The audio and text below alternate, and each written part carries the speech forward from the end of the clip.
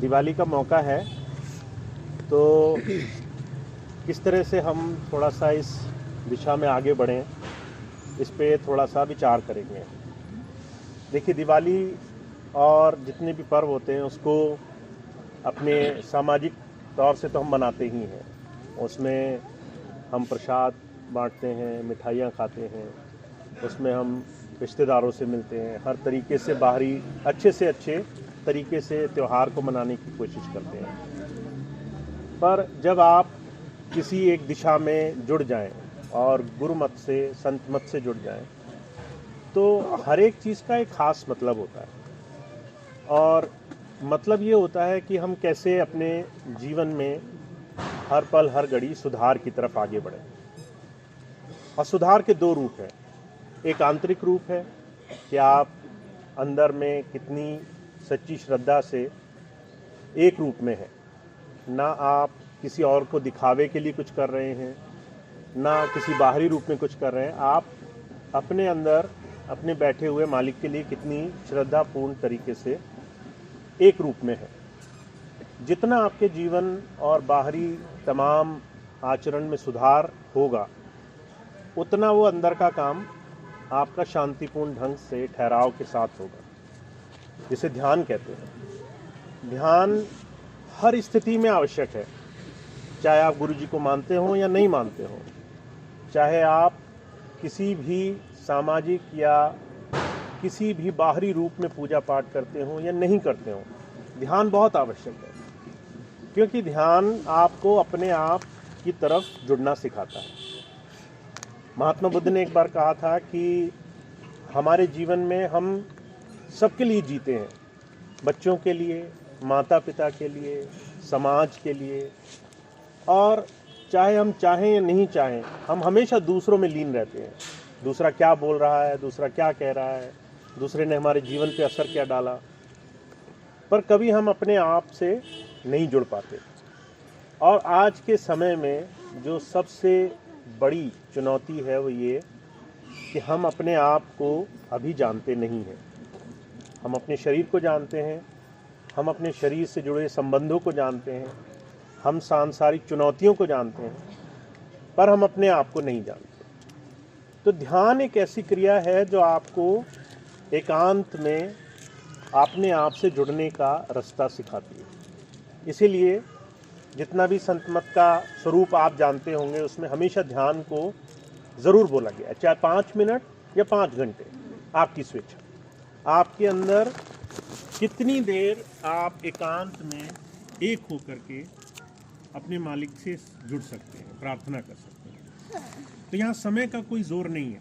आप ये मत सोचिए कि 1 घंटा होना ज़रूरी है, एक आसन पे बैठना ज़रूरी है, बैठकर ही करना ज़रूरी है, या फिर सुबह और शाम को ही करना ज़रूरी है, या फिर कोई ख़ास समय होना चाहिए। कोई पाबंदी नहीं है। हर एक पाबंदियाँ सिर्फ नियम को बनाने की होती हैं। इसलिए आप बिना कोई पाबंदी माने ध्यान को सहज तरीके से कर सकते हैं।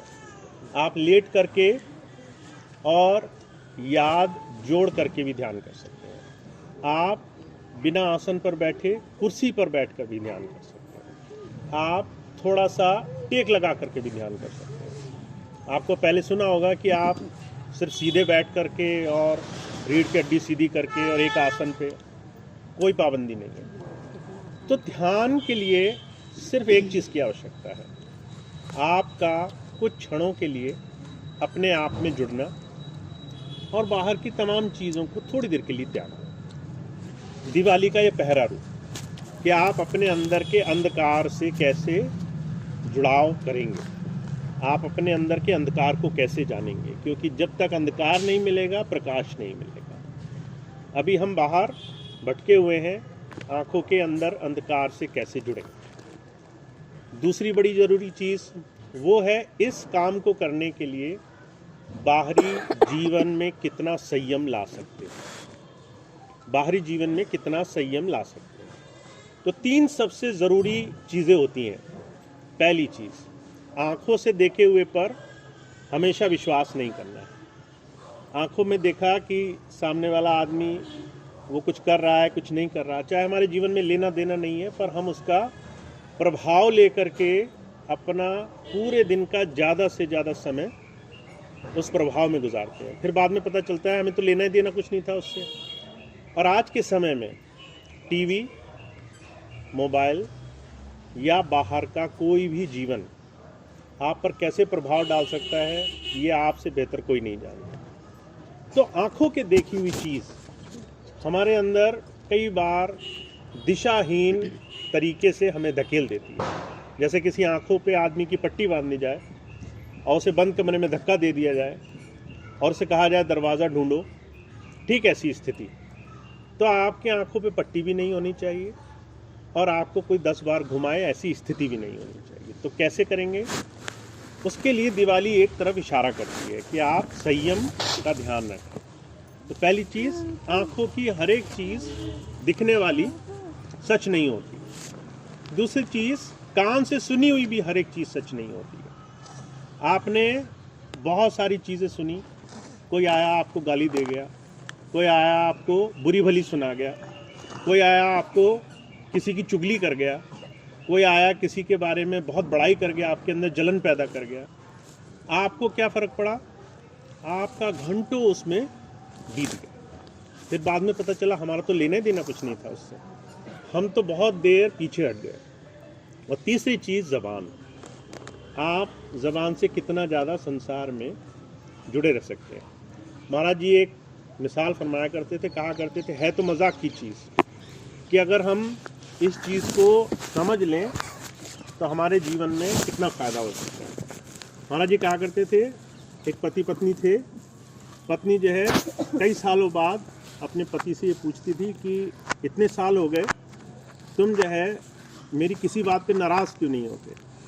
तो वो कहने लगा कि मुझे किसी ने बहुत पहले एक राय दी थी कि जब भी ऐसी स्थिति आए तो जहाँ मौका पड़े वहाँ पर बहरे बन जाओ और जहाँ मौका पड़े वहाँ पर गूंगे बन जाओ।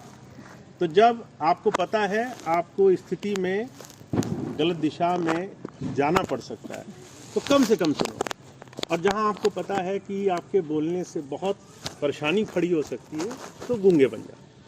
यानी कि आपके बोलने और कहने सुनने से कई बार 1000 परेशानियाँ जिसका हमारे जीवन से कुछ लेना देना नहीं है वो खड़ी हो जाती है। तो संयम का सबसे बड़ा रूप है बाहरी इन 3 चीज़ों से आप थोड़ा थोड़ा अपने जीवन में संयम लाना शुरू करें। तो दिवाली का प्रारूप है और दिवाली ये कहती है कि आपको हर रोज़ एक ही जैसी दिवाली ना मनानी पड़े, एक ही जैसी स्थिति में बार बार ना आना पड़े। यानी आप आज जहाँ हैं अगली दिवाली में से बेहतर हो और वहाँ से शुरुआत कर रहे हैं, 2 सीढ़ी ऊपर हो। और उसके लिए आपको जो भी आपने पथ, गुरु पथ, संत मत का रास्ता लिया हुआ है उसमें फ़ायदा तभी है, लाभ तभी है जब आप अपने आप को विकास की तरफ बढ़ता हुआ देखते हैं, अंदर भी बाहर भी। और उसके लिए संयम सबसे सुंदर कड़ी है, एक शब्द की कड़ी कि संयम आपका बहुत अच्छा होना चाहिए। तो दिवाली है और आप सब लोग दिवाली को बहुत अच्छे तरीके से मनाओ, बहुत सुख शांति से मनाओ। स्वामी जी का बहुत आशीर्वाद रहे आप पर, आपके जीवन में बाहरी तौर पे भी बहुत ज़्यादा सुख शांति रहे। आपको अगर 10 सालों में बहुत परेशानी आई हो, आपको लगा हो कि कोई सुनने वाला नहीं है, तो आपको ठहराव मिले जीवन में, ऐसी मैं प्रार्थना करूँगा। और साथ साथ आपको अंदर भी ठहराव मिले, जुड़ाव मिले, 2-4 मिनट 5 मिनट आपको बैठने का प्रोत्साहन मिले। और मैंने जैसा भी बताया कि कोई पाबंदी नहीं है कि हम बैठ नहीं पाते इसलिए हम भजन नहीं करें, कि हम पलती मार करके और पैर चढ़ा करके एक दूसरे पर सीधे नहीं बैठ पाते इसलिए भजन नहीं किया।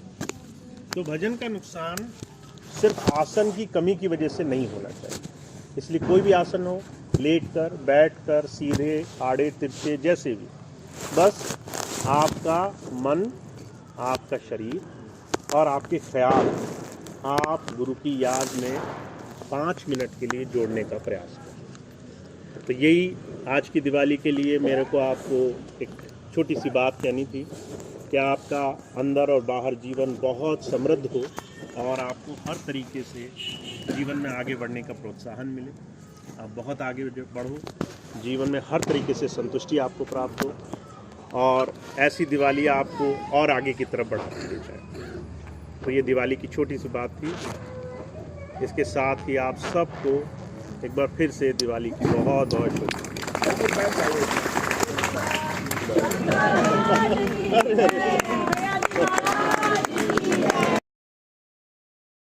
आपको कुछ बोलना हो, पूछना हो, आज मौका है, आप आराम से पूछ सकते हैं। 3 मिनट है आपके पास। अच्छा, थोड़ा सा प्रसाद की व्यवस्था रखिए आप सबके लिए, क्योंकि दिवाली का मौका है। 10 साल बहुत लंबा समय होता है, और बहुत अच्छा लग रहा है इस बार दिवाली पे आप सब लोग साथ में हैं। तो अच्छा, आपको भी अच्छा लग रहा है। तो 10 साल का बहुत लंबा समय होता है, तो थोड़ा सा प्रसाद की व्यवस्था है। आप सभी लोग प्रेम से प्रसाद ज़रूर ले जाएं, ठीक है। धन खर्च करने वाला एक सेवा का अनुष्ठान होता है, और कई बहनें माताएं नहीं इस तरह की व्यवस्था कर पाती। और कल ऐसी स्थिति हमें देखने को मिली, तो थोड़ा कुछ हमारे अभी आपस में ही कुछ भाई बहनों ने संकल्प लिया है, हम जितना ज़्यादा उन्हें सेवा से लाभ दे सकें। तो आज से ले कर के और 14 नवंबर तक जो भी सेवा इकट्ठी होगी वो हम सब उस बहन को देंगे, ताकि वो आराम से प्यार से शादी अपनी बहन बेटी की करा सके। तो हम चाहते हैं कि ऐसे सेवा के अनुष्ठान में हम लगे रहें, और किसी ज़रूरतमंद के, दुखी, किसी असहाय के अगर हम काम आ सकें, तो ये सेवा स्वामी जी को हमारी। तो इसीलिए मैं बार बार जोर देता हूँ कि सेवा छोटी हो या बड़ी हो, हम कैसी भी सेवा करें और सेवा के अनुष्ठान में कैसे लगें। ज़रूरी नहीं कि धन की सेवा करें, हम मन की सेवा करें, हम तन की सेवा करें, हम कैसी भी सेवा के आयोजन में अपना समय, अपना जीवन, अपना विचार, अपनी मौजूदगी या फिर अपनी सेवा में से, धन की सेवा में से कुछ भी दे सकें, और वो ज़्यादा से ज़्यादा मानवता में लग सके। तो ये हमारे लिए इस स्वामी जी के मिशन में और साथ साथ प्रभु भक्ति के साधन में एक बहुत ज़रूरी अंग हो। तो एक छोटा सा अनुष्ठान है, हमने कल से ही वो शुरू किया है। ऐसे बहुत सारे सेवा के कार्यक्रम हम लोग आपस में मिलकर करते रहेंगे। इसलिए आप ये मत सोचिए कि धन की ही सेवा सब कुछ होगी। हर तरह की सेवा होती है, और जहाँ भी हम थोड़ा सा भी अपना हाथ बटा सकें अच्छे अनुष्ठान में, वो हमारी सेवा हमारे निस्वार्थ भाव से किसी अच्छे काम में लग जाए, और वो मानवता के माध्यम से हमारे जीवन को आगे ले जाए, ये बहुत बड़ा हमारे लिए कदम है। तो ये लखनऊ मंडल आज समझिए पहला केंद्र बना है अब इस सेवा के अनुष्ठान का, और मेरा विचार यही है कि हम लखनऊ से ही इसको शुरू करेंगे। तो आने वाले जो भी हम बैठक करेंगे उसका एक दिन निश्चित करेंगे, और साथ साथ जो भी सेवा के माध्यम में कैसे भी लग सकते किसी भी प्रकार से, उसमें जो भी आपका सहयोग होगा वो सराहनीय होगा। चाहे आप थोड़ा सा समय दे जाएं, चाहे आप बताएं कि भाई यहाँ सेवा की आवश्यकता है, ऐसे संसाधन जुड़ दें, चाहे साथ बैठें, चाहे साथ लगें, कैसे भी सेवा के अनुष्ठान और ध्यान की क्रिया से हम आगे बढ़ने का प्रयास करेंगे। सिर्फ बातें या चर्चा से अपने जीवन में काम नहीं चलाएंगे, ऐसा मेरा मानना है। और स्वेच्छा सबकी है, कुछ भाई बहन बोल के, सुन के, कह के खुश हैं, कुछ भाई बहन करने में इच्छुक हैं, आगे बढ़ना चाहते हैं। हर तरह के रास्ते खुले हैं, और आपको जैसे भी आगे बढ़ना है वैसे आप बढ़ सकते हैं। तो ये छोटी सी सूचना थी, आपको बतानी ज़रूरी है। ठीक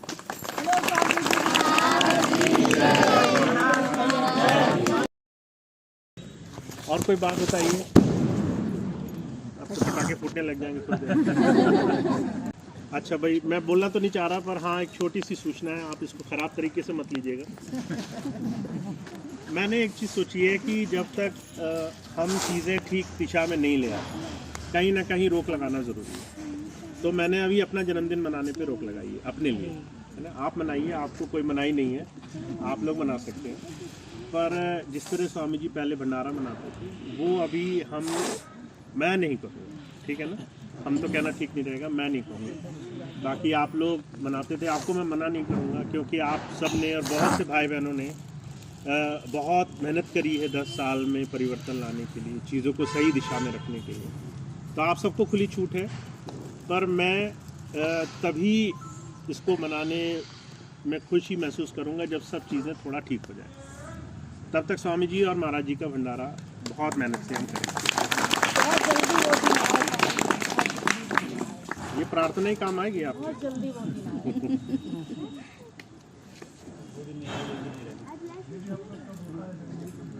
हाँ जी, अरे मेरे को खुद ही नहीं आता। याद आएगी तब बताऊंगा। नहीं नहीं, अब इतने सब बनाओगे तो फिर कुछ होगा ही नहीं। बहुत सारे लोगों के जन्म, दो हैं तो महाराज जी का स्वामी, बाकी बीच में होली दिवाली आ जाती है, बीच में गुरु पर्व आ जाता है, हर महीने कुछ ना कुछ हो जाता है।